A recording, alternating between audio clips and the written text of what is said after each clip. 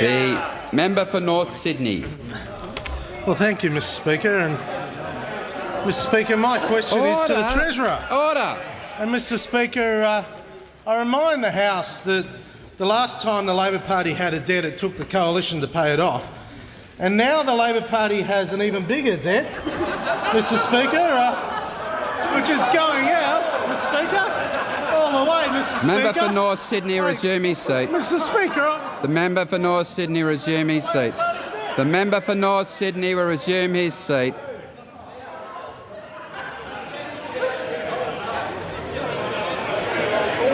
The member for Blair.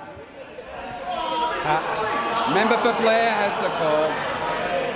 The member for Blair has the call. Right. The member for Blair has the call. The member for Blair has the call. The member for Blair has the call. My question is to the Minister. Member for Blair, resume his seat. Mr Speaker, understand it? Mr Speaker, I can seek the call.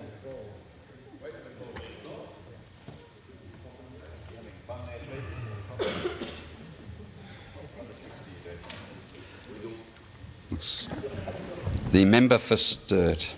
Mr Speaker, this is a very serious point of order. You have, over successive days, allowed the Prime Minister to wave posters around in this place, which we have pointed out to you on numerous occasions is provoking the opposition. You are now apparently, if I'm correct, you are apparently ruling out a question from the Shadow Treasurer. Member for Sturt will resume his seat. The member for Sturt will resume his seat. Now, hop up and do your stunt. The member for Sturt, because I am ruling it out of order. No. The member for North Sydney will resume his seat. The member for North Sydney will resume his seat. The member for North Sydney will resume his seat. Because having just suggested that the actions that the member for North Sydney took yesterday were appropriate, in inviting other members to have to assist him with a prop is a blatant.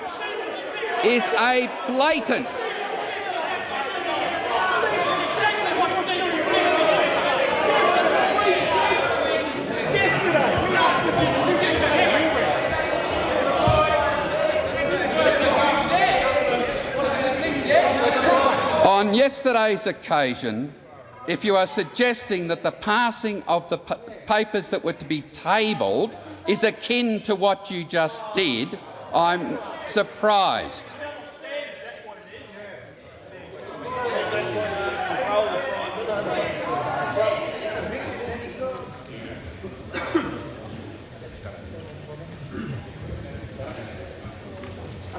The member for North Sydney.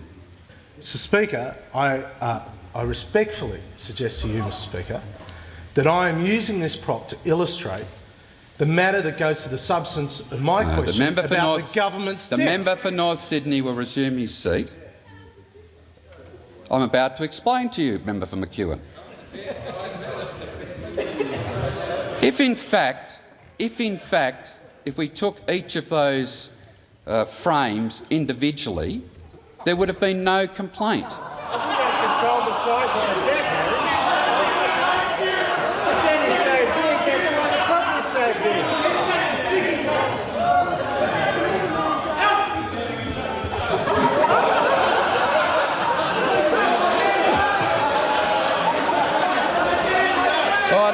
The member for Blair will resume his seat, one at a time.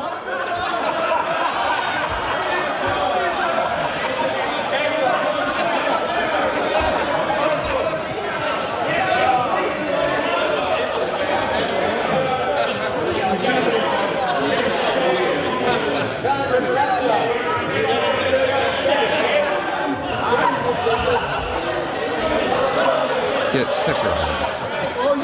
Separate them.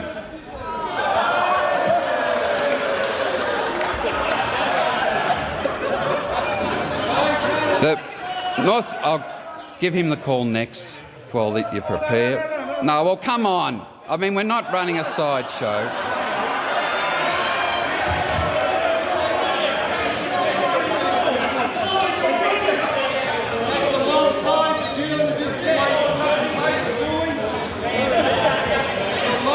The member for Sturt on a point of order. Mr Speaker, I think the ludicrousness of the situation has been amply demonstrated, and I respectfully ask you to give the member for North Sydney the call to ask his question.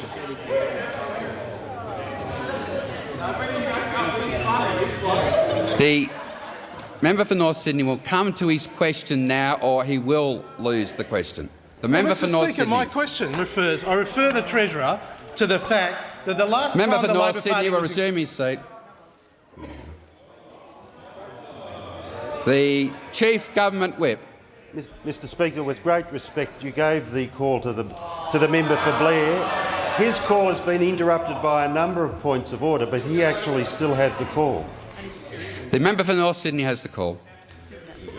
Mr Speaker, I refer the fact that the last time the Labor Party was in government, the coalition had to pay off their debt after they left Australia with a burden of $96 billion. This time, the Labor Party is in government again, and the Labor Party is accruing debt on a massive scale as the biggest spending government in modern Australian history.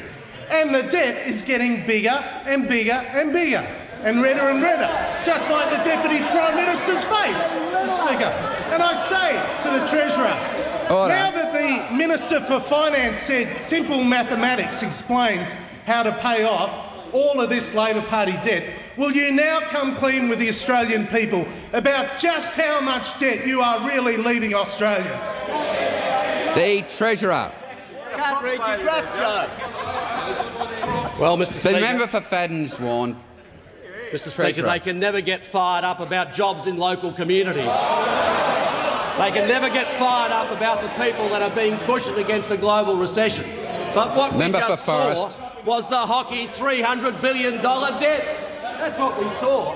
He has admitted, and so has the Leader of the Opposition admitted, in the circumstances this country finds itself, that they would have to borrow as much as the government has to borrow, and they would not pay it off one day sooner. That's what they've confirmed. Because if they're not confirming that, where is their alternative plan? Where is their alternative plan? What is the alternative fiscal policy?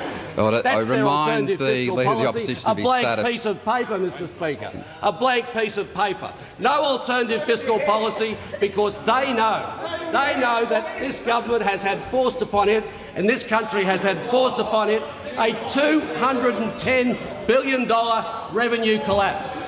A $210 billion revenue collapse.